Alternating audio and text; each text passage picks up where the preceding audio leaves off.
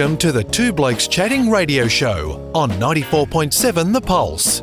Music, interviews, news, and, well, two blokes chatting. Now, here are the two blokes. And we are heading down to Kodinha Park with a man who I saw present a couple of weeks ago, and he was introduced by a nickname. So we probably should address that. John Smacker Fitzgibbon. Do you play banjo? Do I play banjo? No. No, it's a shame. It's a shame because your predecessor with that name did. John, let's get serious before we get into the interview with you, and we thank you very much for your time. But what is the score, please? 65 for 1. I'm not sure what the over is. Probably about the 18th over. The guys are tracking along okay at the moment. So we've lost a wicket. We were none for when I last looked at the scoreboard. Yep. So who was out? I think Jack. Young Jack Riding making his debut, and he got to 31, I think. So you'd have to be happy as a club, and I'm sure him as an individual to fill in for his very, very high quality skipper and do a pretty good job, get the team off to a good start. Yeah, a great call up, that one. Yeah, unfortunate for Eamon, but great call up for Jack. And disappointing for Jack, of course, that if Eamon is fit for the next round, assuming they win today, he may well find himself back in the twos after making a debut at a really important time. Oh, and has done his job. Yeah, absolutely. 30-odd, so... Touch of the Stuart Laws about it. Yes, yeah, there's plenty of stories about those.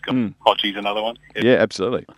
John, on our Thursday morning radio show that I do here at Pulse, we had Michael King on this week, and we reviewed your year at the club, which started off very well, then hit a bit of a hurdle where there was some kerfuffle with committee, and for a few weeks there, I don't think the place was rudderless, but there was certainly some confusion. But what's happened since has been quite extraordinary in that some good people have come in, assumed some important roles. You're one of those, and the place is very much on track. Just to help the Geelong listeners, tell us a little bit about the John Fitzgibbon cricket story and how you got to the Geelong Cricket Club.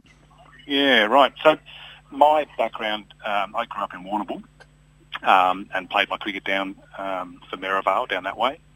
Went overseas for a little while and did the UK cricket stint, and then found myself at Melbourne Cricket Club.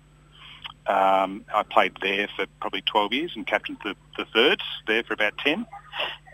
And moved to Geelong in 2016 to be one of the team leaders on the WorkSafe project. And I knew some of the guys at Geelong Cricket Club just over the time, Liam Buchanan and Borovic and some of those guys. Well, you would have played with Liam. Well, Liam would have been at Melbourne when you were there. Exactly. As a player, yep. Yep. A bloke called Andrew McDonald might have had a bit of time at Melbourne too, I think. Yeah, Ronnie was there at the same time. So then moved down to Geelong and I sort of just called into the club different stages. I hadn't committed to anything back then, and then they had a bit of a revamp, I guess, back in December last year. Aaron Croft, who I'd worked with as well, who's been a stalwart at the Geelong Cricket Club for some time, reached out and said, look, there might be a position on the committee for you. And I jumped at that. I thought it was a great opportunity. It's a fantastic club. And here we are with a really dynamic new committee. Now, interestingly, being involved in the Melbourne Cricket Club, a club which as soon as you say those words, you attach it to the MCG, and there's a lot of prestige. Geelong, a very new club, fledgling club, I guess different in their structure, but no less engaging for someone like you to come in? I felt welcomed, the minute I walked in the door from these guys, and also Melbourne Cricket Club did the same when I first fronted up there. The thing, I guess, with the two clubs, Melbourne have got a lot of processes and history locked in that they're probably stuck in certain ways, that they certainly have a lot of structure and power through the cricket establishment. Geelong, I see them as more of a jet ski and more nimble. They're able to pivot when they need to and alter things how they want to. They're not really locked in or set in their ways. But from my point of view, I'm able to bring in some structure from Melbourne and implement it in a different way in the Geelong Cricket Club because they're so dynamic and able to move around in some of their different policies. Being a cricket nut as I am, one of the disappointments that I've had over the journey is that I'm still not totally convinced that the Geelong community has embraced the Geelong Cricket Club the same way they've embraced the footy club, and that's, I guess, because it's only 25 years of age. Unlike Melbourne, it hasn't got that cultural history that you just spoke about. But have you noticed that in your time here, and do you see it as something that the club maybe needs to continue to work on the development of that? Yeah, I think there's a real challenge there, though, isn't there? That the Geelong Cricket Association, being such a big and a powerful cricket association, has lots of really strong cricketers and followers in that alone, and then Geelong Cricket Club within the Premier Cricket competition. Then a lot of these players, they come and go within Geelong Cricket Club because they end up back at Newtown, Chilwell, or back at Crowdale, or wherever else. And that's probably one of the biggest challenges that everybody sees at this club, is being able to hang on to those players, get them at an early stage and hang on to them without diluting the Geelong Cricket Association, because that needs to maintain strength as well. It's a very, very difficult thing. And then the other thing that's been an important part of the Geelong Cricket Club in its early stages, and ironically you're a Warrnambool boy yourself, is that attachment to the Western District.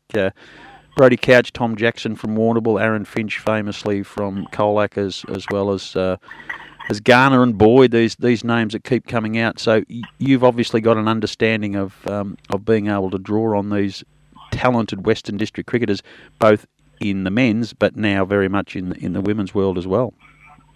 Yeah, absolutely. And I think that's where the club really sees an opportunity to be able to foster those relationships, or continue those relationships down through that southwest and the Western Victoria, men's and women's for that matter, and making sure that you set a set of boom gates up, I guess, on the highway, and make sure that nobody from down that way goes any further past. They don't head down to Melbourne. They don't go to Footscray, and really get those relationships happening down those country cricket clubs. And there's one other name that came from the Western Districts that we had better name, because otherwise she may be listening. The name Pike out of Hamilton, for example. Because we don't mention her, you we'll never hear the end of it. One of the other things that night you and I didn't meet, but you and I were in the same room at Ridges. We were talking about the development of the facilities at Kodinha Park, and you gave a really good overview of what that looked like. That says to me that increasingly Geelong becomes a hub, more so than just a club, and therefore it's, in my mind, more likely to draw kids, and, well, not just kids, but young adults down from those regions, because there's a facility that attracts them as well. That's exactly the plan of attack for that, is that it's not about recruitment, it's about attraction. Attraction. They already know that that's where they're heading, because the relationship's been established for years and years, and this becomes the magnet and focal point for all those players down there. They don't even think twice that they're heading to Melbourne, because they just head to Geelong Cricket Club. And that's really the relationships we want to establish through those country areas. Because if you think of somewhere like Bairnsdale, and famously Cameron White was from Bairnsdale, he used to come down and play at Dandenong. And I've been to Shepley Oval. It's been a few years since I've been there, but it's not anything like what would draw people from the west to here to get to a place like Shepley. Oh my God! By the time this facility's done in May 2023, and the new regional cricket hub that gets built, and the women's competition moving into Premier Cricket hopefully next year, there won't be a competitor that has facilities like this, the outdoor facilities, the indoor facilities, the cricket grounds, the change rooms, the club rooms. It will be an amazing hub, I guess, for all this region. And while there's no official or formal link yet, the stuff that's going on with the Cora project out at Mottawarri, where there's going to be bringing in all sorts of sporting professionals in terms of medical and coaching and all that sort of stuff, I guess that just adds to the aura of this corner of the world becoming an absolute sporting capital. Yeah, might have to have a few up the road. Yeah. With any luck. Absolutely. Sadly, the man who I thought was going to turn things around, Josh McDonald, has already been dismissed, I see, so it's 2 for around about 70. Tom Jackson has joined Hayden Butterworth at Kodinha Park. John, there was some issue with potential rain coming through. Has there been any rainfall down at Kodinha Park this morning? Yeah, there has been a bit of rain. 4 seasons in one day down here. So the sun was out early, the wind was up, then the showers came through, and then the sun was back out again, and now it's overcast again. So who knows what's going to happen today. Just further to the advancement, that hub that Neil mentioned is a very important part for drawing from the Western District, but the fact that GCA Ballerine cricket offices potentially will be in the same building, that can only help build that bridge between a decision for a local cricketer to come down to Geelong.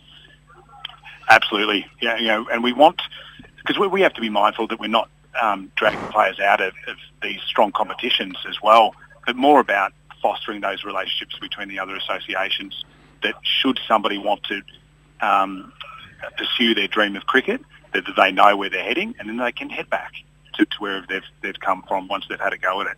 Yeah, and I guess the fact that it's a long stretch, obviously, but if you look at things like the Sydney Cricket Ground, where you've got the rugby league and you've got rugby union officers backing on to the same facility that the Swans use and the New South Wales Cricket uses, I guess it's a similar kind of arrangement where all of the sort of focus is in one area. It actually means people are less likely to be going off half-cocked, as it were.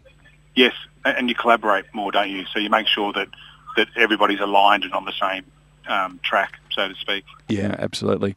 Well, John, we are coming towards the end of our time together, so thank you for joining us on Two Blokes Chatting. We're going to keep in touch with the cricket club during the off-season as well. Hopefully in a couple of weeks we'll be talking to a premiership player or two. I know we've got a little way to go before that happens, taking one ball at a time and all that sort of cliche stuff. But thanks for joining us on the program. We'll chat soon. Thanks, Rob. Thanks, John. All the very best. Cheers.